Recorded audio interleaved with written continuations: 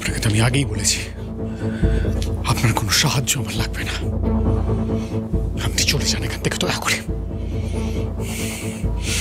আপনি নিজেকে কি মনে করেন আপনি আমায় সাহায্য করবেন?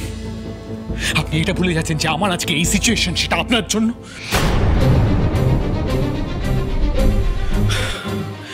তাই আপনি দয়া করে এখান থেকে চলে যান। Just leave me alone. আর এটা মনে রাখবেন, ঋদ্ধিমান সিংহ রায় না আর কারো সাহায্য দরকার নেই। সে নিজেই নিজেকে বাঁচাতে পারে যে কোনো সিচুয়েশন থেকে। আর আপনার আর কি? যান, চলে যান। আমার কথা কেন ভাবছেন? Please just leave me alone. Sorry to say sir, but আপনার এই ক্ষমতা, ঘুরি ঘুরি political source, business related source কিছু আর কোনো কাজে আসবে না। সমস্ত প্রমাণ এখন আপনার এগেনস্টে। উপর মহলেরও কড়া নির্দেশ আছে যেন আপনার খুব তাড়াতাড়ি একটা কড়া শাস্তি হয়। ঋদ্ধিমান বাবু, শুধু আমি না, এখন সারা শহর বিশ্বাস করে যে খুনি আপনি। মিসেস হরি সিংহ রায়ের জেঠুর খুনি আপনি। এই মুহূর্তে সবাই আপনার এগেনস্টে, শুধুমাত্র একজন ছাড়া। জানেন কে সেটা? আপনার ওয়াইফ মিসেস হরি সিংহ রায়, যিনি ডেসপারেটলি চেয়েছিলেন এই ওনার জেঠুর খুনিকে খুঁজতে, তাকে শাস্তি দিতে। আজকে সব কিছু জেনেও জানি না কেন উনি আপনাকে বাঁচাতে চাইছেন।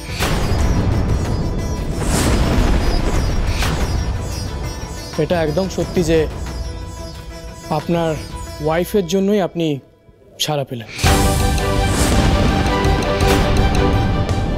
আর হ্যাঁ, একটা কথা, আপনি এখান থেকে তো ছাড়া পেয়ে গেলেন, কিন্তু বাইরে পাবলিক তো আপনার উপর ক্ষেপে আছে। সেখান থেকে বেঁচে কি করে ফিরবেন সেটা আমার জানা নেই। তবে মাথা উঁচু করে না, মুখ লুকিয়ে কিভাবে হাঁটতে হয় সেটা এবার শিখে নিন। প্রবেশ করুন। নমস্কার।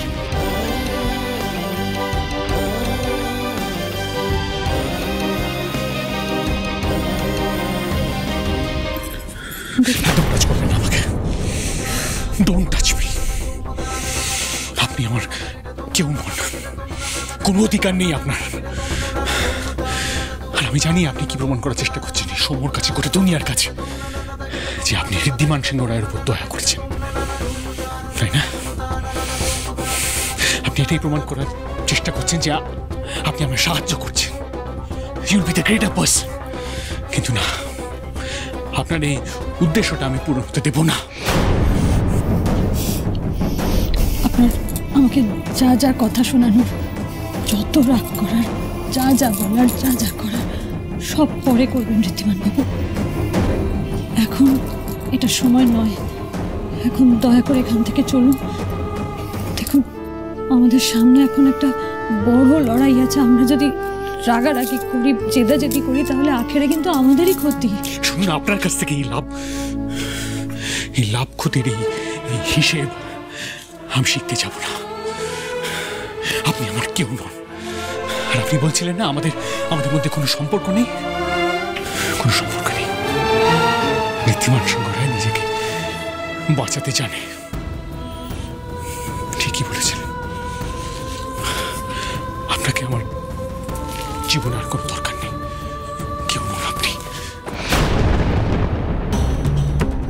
বড় লোকের জোর জুলুম চলবে না, চলবে না, চলবে না। বড় লোকের জোর জুলুম চলবে না, চলবে না, চলবে না। বড় লোকের জোর জুলুম চলবে না, চলবে না। আপনারা দেখতে পাচ্ছেন সাধারণ মানুষজন এখনো পর্যন্ত থানার সামনে বিক্ষোভ করে চলেছে। ঋদ্ধিমান সিংহ রায়ের বিরুদ্ধে ক্ষোভ উগরে দিচ্ছে আদি কালীবাজারের মানুষজন। 100 বার ক্ষোভ উগরে দেবো। আদি কালীবাজারের গর্বই অশোকদা, তার খুনি শাস্তি পাক, এটা আমরা দেখতে চাই। তাকে ফাঁসির দড়িতে ঝুলতে দেখতে চাই।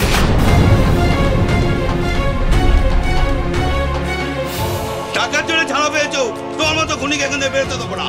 আমাদের ন্যায় বিচার চাই, খুনিকে শাস্তি পেতেই হবে, পেতেই হবে, পেতেই হবে। আমাদের ন্যায় বিচার চাই, খুনিকে শাস্তি পেতেই হবে, পেতেই হবে, পেতেই হবে।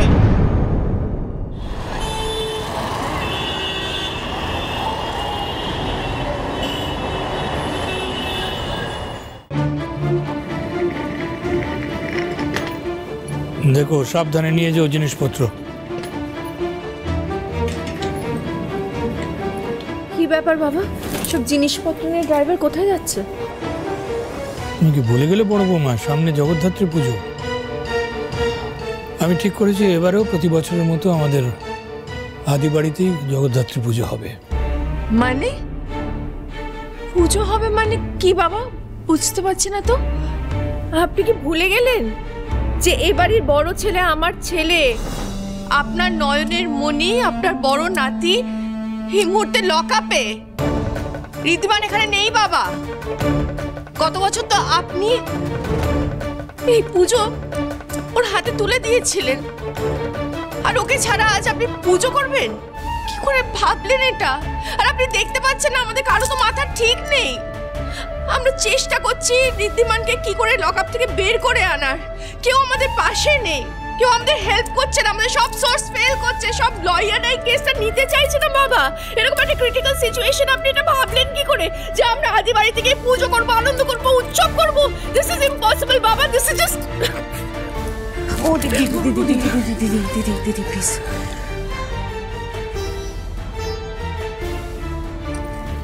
বাবা, বড় বৌদি তো ঠিকই বলেছে। আপনি আগের বছর সারা শহরকে জানিয়ে ঋদ্ধিকে সমস্ত দায়িত্ব দিয়েছিলেন, আর এবছর দেখুন ঋদ্ধির জন্য ঠিক নয়, খড়ির জন্য আমাদের সবার নাক কাটা গেছে। কিন্তু এই অবস্থায় ধুমধাম করে ঢাকঢোল পিটিয়ে পুজো করা কি উচিত হবে বাবা? লোকে কি বলবে? মানে এমনিতেই আমাদের যা বদনাম হয়েছে, ব্যাপারটা ওই আগুনে ঘি ঢেলে দেওয়ার মতো হবে না?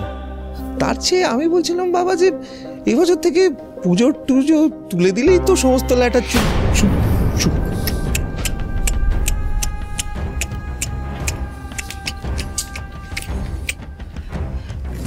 দিদি দিদি যে যা খুশি বলুক, আমি তোমাকে বলছি দিদি, আমি এটা বিশ্বাস করি না যে খড়ি ঋদ্ধির নামে কেস করেছে। যত তাড়াতাড়ি এটা বিশ্বাস করবি, কষ্ট তত কম পাবি বাবা। রসুন তো ঠিকই বলছে, কি হবে আর পুজো টুজো করে বলুন তো?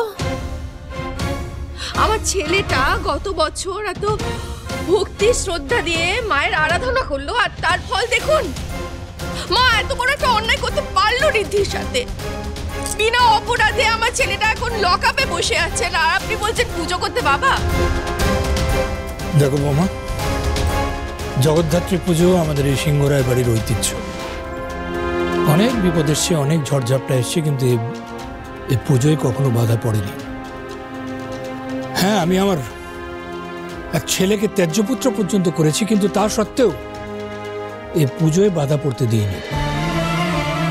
তাই আমি বলছি এবারও এই পুজো হবে এবং আমাদের আদি বাড়িতেই হবে। বেশ, আপনি যখন বলছেন তখন হবে, কিন্তু আমায় ক্ষমা করবেন, আমি আপনার পুজোতে থাকতে পারবো না। বড় বৌদির সাথে আমাদের একমত।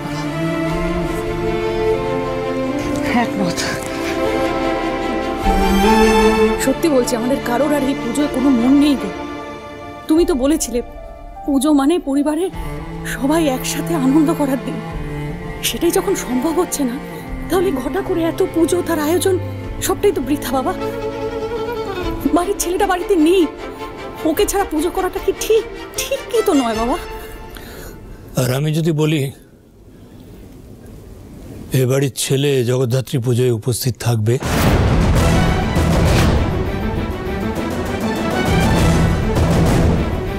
কি বলছেন আপনি বাবা?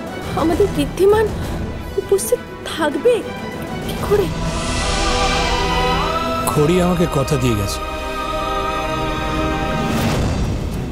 জগদ্ধাত্রী পুজোর আগেই ও ঋদ্ধিকে নিয়ে ও বাড়িতে ফিরবে। কি একথা খড়ি বলেছে?